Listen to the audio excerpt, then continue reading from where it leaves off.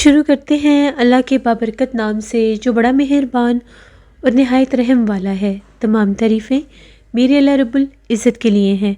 السلام علیکم لسنرز، میں ہوں آپ لوگوں کی host Nausheen. Welcome to my channel خوفناک کہانی آفیشیل۔ میں امید کرتی ہوں آپ سب لوگ خیریت سے ہوں گے، جہاں ہوں گے خوش ہوں گے۔ آج آپ لوگوں کے لیے میں بہت انٹرسٹنگ خوفناک کہانیاں لائی ہوں جنہیں آپ لوگ بہت پسند کریں گے۔ آج کی پہلی خوفناک کہانی بابر شیئر کر رہے ہیں۔ بابر کہتے ہیں میں حاصل پور کا رہنے والا ہوں اور آج آپ کے ساتھ ایک بہت ہی زیادہ ڈراؤنی کہانی شیئر کرنا چاہتا ہوں۔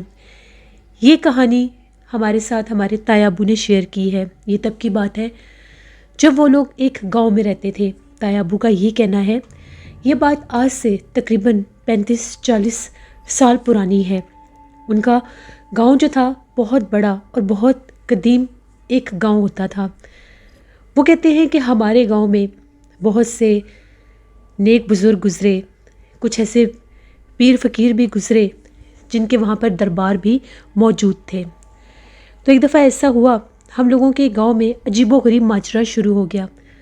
رات ہوتے ہی جب رات کا پچھلا پہر ہوتا تھا تو ہم لوگوں کے گاؤں میں ایک پرسراج سا شخص پہرا دیتا تھا۔ وہ گاؤں کا چوکیدار نہیں تھا، لیکن رات بھر گاؤں کی گلیوں میں سے اس کی آواز سنائی دیتی تھی۔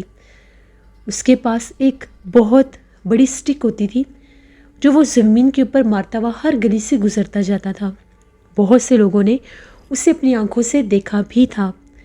وہ کالے رنگ کے لباس میں ہوتا تھا اور ایک بڑی سی چادر اس نے اپنے سر کے اوپر لی ہوتی تھی۔ اس کے ہاتھ میں ایک لالٹین اور ایک سٹک ہوتی تھی۔ وہ ہر گلی میں سے گزرتا تھا۔ اس کے آنے سے پہلے بہت دور فضا میں کتوں کے بھونکنے کی آوازیں سنائی دیتی تھیں، جیسے دور سے وہ کسی کو دیکھ رہے ہوتے ہیں۔ وہ کہاں سے آتا تھا، کہاں جاتا تھا، کوئی نہیں جانتا۔ آہستہ آہستہ یہ بات پورے گاؤں میں پھیل گئی۔ لوگوں کا یہ کہنا تھا کہ ایک پرسرار سا دراز قد شخص رات کے وقت کوئی نہیں جانتا کہاں سے آتا ہے اور پورے گاؤں میں پہرا دے کر پھر رات کی تاریکی میں غائب ہو جاتا ہے۔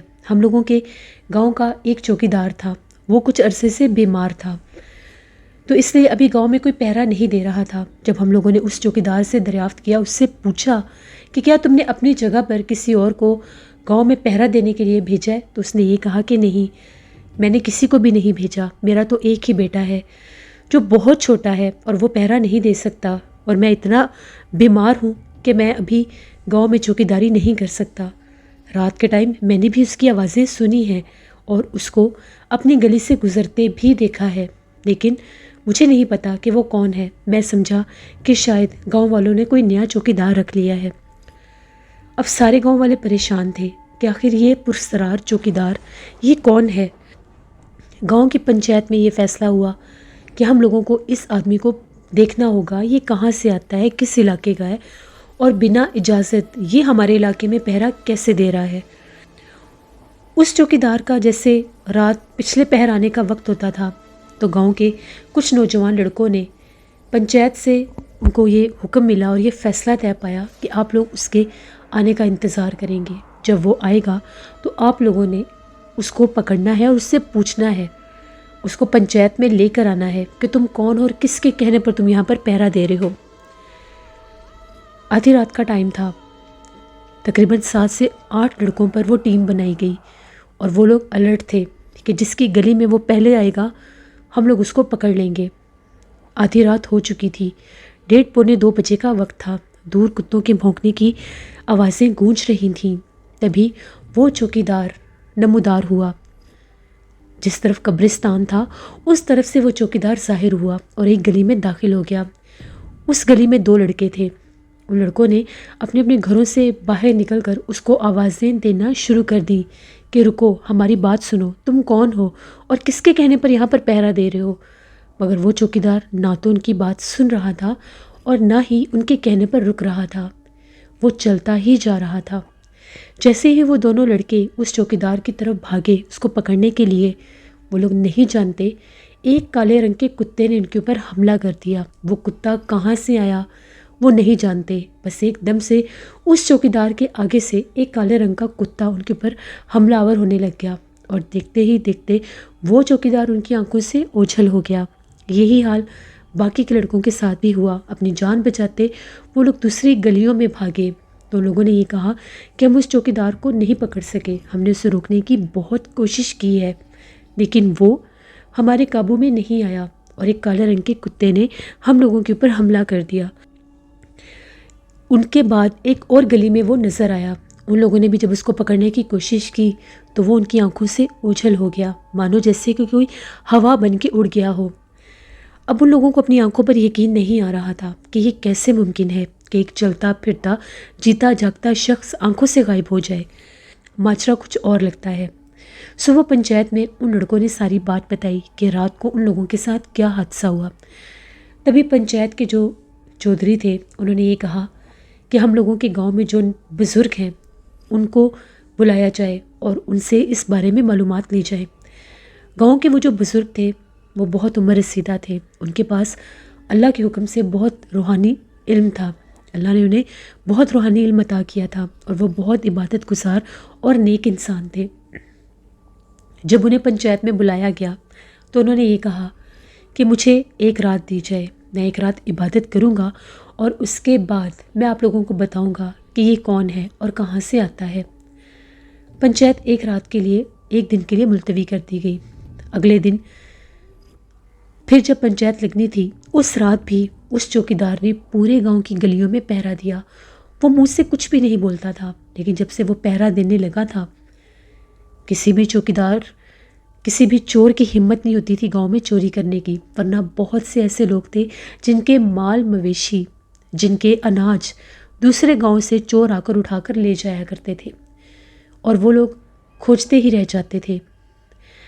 جب ان بزرگ نے اس رات پڑھائی کی تو ان بزرگ نے پنچایت میں یہ بیٹھ کر بتایا کہ وہ جو چوکیدار ہے جو انسانی روپ میں اپنا آپ ظاہر کرتا ہے وہ دراصل ایک جن ہے، اور وہ جن یہاں پر بھیجا گیا ہے کسی بزرگ کی طرف سے۔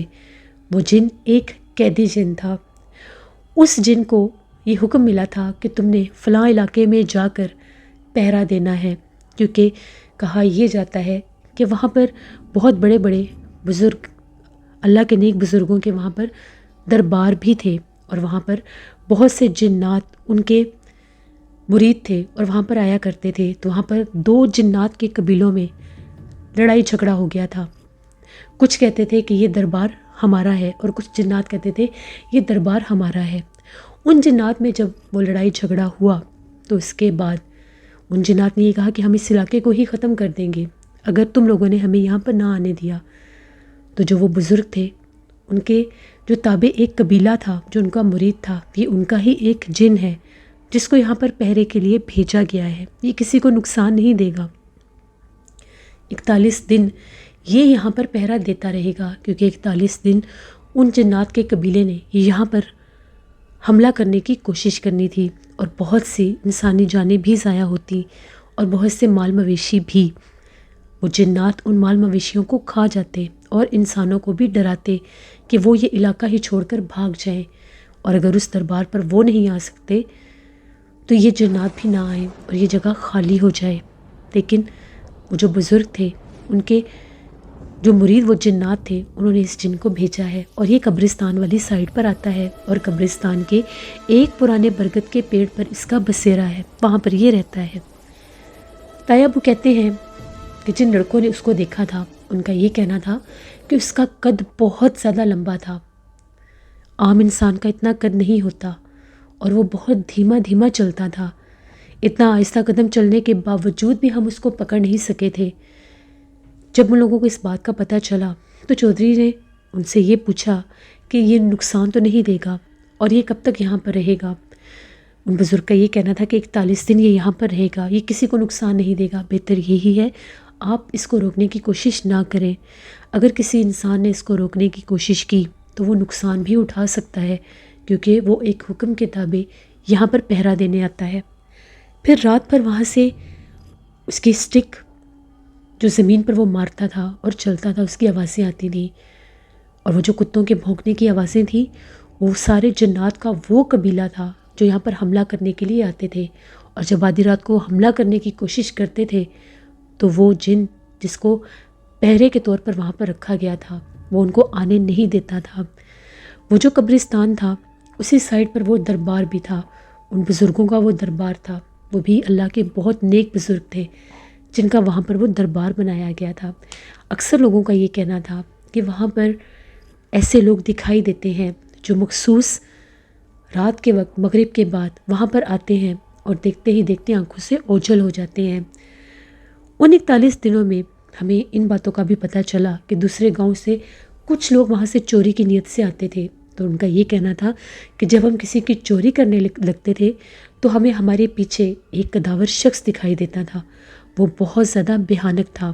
اس کو دیکھ کر ہم لوگوں کو سمجھ ہی نہیں آتی تھی کہ ہم لوگ اپنی جان بچا کر کیسے بھاگیں۔ پھر اس گاؤں میں وہ لوگ چوری کرنے کے نام سے بھی ڈرتے تھے۔ اس طرح وہ جو نیک بزرگ تھے ان کے مرید جنات نے ان کے گاؤں کی حفاظت کی 41 دن۔ یہ ہم لوگوں کے تایا ابو نے ہمیں ہمیشہ یہ سٹوری سناتے تھے۔ بچپن میں ہم لوگوں نے وہ گاؤں دیکھا بھی تھا، لیکن اس کے بعد جب ہمارے تایا ابو فوت ہو گئے تو ہم لوگ اس گاؤں میں کبھی بھی نہیں گئے، کیونکہ ہم لوگ شہروں میں آباد ہو گئے تھے۔ یہ ہم لوگوں کی ایک کہانی تھی جو میں نے آپ کے ساتھ شیئر کی۔ بہت شکریہ بابر آپ کا۔ بڑھتے ہیں ایک اور خوفناک کہانی کی طرف۔ یہ خوفناک کہانی آفتاب شیئر کر رہے ہیں۔ آفتاب کہتے ہیں، میں ملتان کا رہنے والا ہوں اور آج آپ کے ساتھ اپنی زندگی میں پیش آنے والی ایک بہت ہی زیادہ ڈراؤنی کہانی شیئر کرنا چاہتا ہوں۔ آج سے 6 سال پہلے کی بات ہے۔ ہم لوگوں نے جو گھر لیا تھا کافی بڑا وہ گھر تھا۔ ایک دفعہ ایسا ہوا، گرمیوں کا موسم تھا، رات 12 ساڑھے 12 بجے کا ٹائم تھا، تو میں اپنے چھت کی ٹیرس پر بیٹھا ہوا تھا۔ مجھے عادت تھی میں اکثر وہاں پر بیٹھ کر اپنا موبائل یوز کیا کرتا تھا، کبھی کوئی گیم کھیل لیتا تھا یا کبھی ویسے موبائل بیٹھ کر یوز کیا کرتا تھا۔ ایسے ہی ایک رات میں وہاں پر بیٹھ کر موبائل یوز کر رہا تھا، مجھے ایسا محسوس ہوا کہ جس طرح سے میرے پیچھے کوئی گزر کے گیا ہے، یعنی میری بیک سائڈ سے۔ میں چیئر پر بیٹھا ہوتا تھا اور میں نے اپنی ٹانگیں سامنے گرل پر رکھی ہوتی تھی، باہر سے گلی بھی نظر آ رہی ہوتی تھی۔ جب مجھے لگا کہ میرے پیچھے سے کوئی گزرا ہے، باقاعدہ ایک شیڈو سا فیل ہوا، تو مجھے لگا کہ میرے بھائی بہن ہوں گے، تو میں نے پیچھے پلٹ کر دیکھا تو ہم لوگوں کا جو انٹرس ڈور تھا وہ بند تھا۔ تو پھر یہ میرے پیچھے سے کون گزرا تھا مجھے سمجھ نہیں آئی۔ میں پھر بیٹھ گیا۔ ابھی میں بیٹھا ہی ہوا تھا، موبائل یوز کر رہا تھا، مجھے ایسا محسوس ہوا جیسے میری چیئر کو کسی نے پیچھے کی طرف دھکیلا ہو۔ اب یہ میرا فہم نہیں تھا، باقاعدہ میری چیئر اپنی جگہ سے پیچھے ہوئی، جیسے پیچھے سے چیئر کو پکڑ کر کسی نے کھینچا ہو۔ میں فوراً سے چیئر سے اٹھا، میں نے پیچھے دیکھا، پیچھے کوئی بھی نہیں تھا۔ میں نے آگے ہو کر دیکھا، انٹرس ڈور بھی بند تھا۔ اس پورے ٹیرس پر، پورے بہت بڑا ٹیرس تھا صحن کی طرح، میں اکیلا بیٹھا ہوا تھا۔ تیسرے چھت کے اوپر سیڑھیاں جاتی تھیں۔ ایک دم سے میری نظر وہاں پر پڑی تو مجھے ایسا لگا کہ جیسے ہم لوگوں کی تیسری چھت کے اوپر سیڑھیوں کے درمیان، بالکل جہاں سے سیڑھیاں شروع ہوتی ہیں چھت پر، وہاں پر کوئی کھڑا ہے۔ مجھے چمکتی ہوئی آنکھیں دکھائی دیں۔ میں دیکھ کر ذرا ڈر گیا۔ میں نے ویسے ہی پوچھا کہ کون ہے وہاں پر؟ وہ باقاعدہ ایسا لگا کہ جیسے کوئی نیچے بیٹھا ہے۔ میں بہت خوفزدہ ہوا اور میں تیزی سے بھاگتا ہوا جب اندر آیا تو میرا چھوٹا بھائی کمپیوٹر یوز کر رہا تھا۔ میرے چھوٹے بھائی نے کہا کہ کیا ہوا بھائی، آپ ایسے کیوں آئے ہیں، کیا ہوا ہے؟ میں نے اسے بتایا کہ اس طرح سے باہر میرے ساتھ یہ ہیپننگ ہوئی ہے اور مجھے تیسرے چھت کے اوپر کوئی کھڑا ہوا نظر بھی آیا ہے۔ جب میں نے پوچھا ہے کہ کون ہے تو کوئی نیچے بیٹھا ہے۔ اس نے مجھے یہ کہا کہ چلو آؤ ہم لوگ جا کر دیکھتے ہیں کون ہے کون نہیں۔ میں نے اسے یہ کہا کہ نہیں، مجھے ڈر لگتا ہے، میں نے نہیں جانا، کچھ نہیں ہوتا، میں تمہارے ساتھ ہوں، کوئی چور نہ ہو۔ میں نے اسے کہا کہ نہیں، رہنے دو۔ اس نے کہا کہ بھائی ہم لوگ دیکھ لیتے ہیں، آگے نہیں جائیں گے، ویسے ہی دیکھ لیتے ہیں۔ جیسے ہم دونوں بھائی باہر نکلے تو جو منظر ہم نے دیکھا وہ کوئی عام منظر نہیں تھا۔ جس چیئر پر میں بیٹھا تھا اس چیئر کو کسی نے اٹھا کر تیسری سیڑھیوں کے درمیان میں رکھا ہوا تھا اور اس کے اوپر ایک بہت بڑی کالے رنگ کی بلی بیٹھی ہوئی تھی۔ جب ہم لوگوں نے دیکھا، میں نے اسے یہ کہا کہ یہ چیئر ادھر سامنے ٹیرس پر پڑی تھی، یہ سیڑھیوں میں کیسے گئی؟ اور یہ بلی کو دیکھو، وہ بلی بہت بھیانک تھی۔ ہم لوگوں کی تو ہمت نہیں ہوئی، ہم لوگ واپس آ گئے۔ صبح یہ بات ہم نے گھر والوں کو بتائی تو ابو نے ہمیں منع کیا کہ اب تم لوگوں نے رات کے ٹائم باہر نہیں بیٹھنا۔ بعض اوقات ایسا ہوتا ہے کہ کچھ جنات ایسے ہوتے ہیں جو رات کے وقت اپنا ظاہر کرتے ہیں اور یہ غیر مرئی مخلوقات اکثر انسانوں کو تنگ کرتی ہیں۔ ہم لوگ تو بہت زیادہ خوفزدہ ہو گئے۔ اس کے بعد ہم لوگ باہر ٹیرس میں، میں رات کے وقت نہیں بیٹھتا تھا، میری ہی عادت تھی، میں اکثر وہاں پر رات کے وقت بیٹھتا تھا کیونکہ گھر کے باہر درخت لگے ہوئے تھے تو وہاں سے ٹھنڈی ہوا آتی تھی اور مجھے وہ ویو بہت اچھا لگتا تھا۔ لیکن اب میں نے وہاں پر بیٹھنا چھوڑ دیا۔ کچھ دن گزرے، سب نارمل ہو گیا، کبھی کوئی باہر ہلکی پھلکی آہٹ محسوس ہوتی تھی لیکن وہ ایسے لگتا تھا جیسے کوئی بلی ہے یا کوئی ساتھ والے گھر میں ہے۔ میں نے کیا کیا کہ میں نے سوچا کہ آج بیٹھ جاتا ہوں، 12 بجے سے پہلے اٹھ جاؤں گا۔ تقریباً 10 پونے 11 بجے کا ٹائم تھا، میں پھر جا کر باہر ٹیرس پر بیٹھ گیا۔ ابھی گھر والے چل پھر رہے تھے، جو ہم لوگوں کا انٹر اسٹور تھا وہ بھی کھلا ہوا تھا۔ جیسے میں وہاں پر جا کر بیٹھا، ابھی بیٹھے ہوئے مجھے تقریباً 10-15 منٹ ہی گزرے ہوں گے، میری چیئر کسی نے بہت زور سے ہلائی۔ جب میری چیئر زور سے ہلی مجھے لگا جیسے کوئی زلزلہ آتا ہے، میں اٹھنے لگا تو مجھے باقاعدہ محسوس ہوا کہ کسی نے بہت زور سے مجھے دھکا دیا اور میں گرلز کے اوپر جا کر گرا۔ میں اتنا خوفزدہ ہوا اور جب میں اٹھا تو میں نے ایک کالے رنگ کے سائے کو باقاعدہ وہاں پر چیئر پر اپنے پاس کھڑے دیکھا۔ بس اس کے بعد میں نے توبہ کر لی اور میں شام کے مغرب کے بعد بھی وہاں پر نہیں بیٹھتا تھا۔ میں جب اگلے دن ظہر کی نماز پڑھنے مسجد میں گیا تو میں نے یہ بات مولوی صاحب سے ڈسکس کی، تو مولوی صاحب کا یہ کہنا تھا کہ آپ کو وہ جنات اپنی نشانی دے رہے ہیں۔ جنات کی کچھ اقسام ایسی ہوتی ہیں جو انسانوں کو پریشان کرتے ہیں، تنگ کرتے ہیں، ڈراتے ہیں، اور رات بھر وہ آزاد گھومتے ہیں۔ فجر کی اذان تک وہ جنات آزاد ہوتے ہیں، مغرب کے ٹائم وہ جنات آزاد ہوتے ہیں اور فجر کی اذان تک وہ آزاد رہتے ہیں۔ جیسے فجر کی اذان ہوتی ہے وہ جنات اللہ کے حکم سے قید ہو جاتے ہیں، وہ انسانوں کو ڈراتے ہیں، تنگ کرتے ہیں، گرا دیتے ہیں، دھکا دے دیتے ہیں، اپنا آپ ظاہر کرتے ہیں، کبھی بلی کبھی کسی اور روپ میں سامنے آ جاتے ہیں۔ یہی نہیں، بعض اوقات اگر انسان ان کو محسوس کر کے بھی وہاں سے نہ ہٹے تو وہ اس کے اوپر اپنا بسیرا کرنے کی بھی کوشش کرتے ہیں۔ بہتر یہی ہے کہ آپ وہاں پر نہ بیٹھو، وہ آپ کو انڈیکیٹ کر رہے ہیں۔ ہم لوگوں کے گھر کے اندر ہر طرف لوہے قرآنی اور سورۃ یاسین ہم لوگوں نے لگوائی ہوئی تھی، اس لیے وہ گھر کے اندر تو نہیں آتے تھے، لیکن باہر ٹیرس پر اور 3rd فلور پر ان کا بسیرا تھا۔ اس گھر میں تقریباً ہم لوگ 4 سال رہے۔ 4 سال دوبارہ میں وہاں پر نہیں بیٹھا۔ یہ ہم لوگوں کی زندگی کی کہانی تھی جو میں نے آپ کے ساتھ شیئر کی۔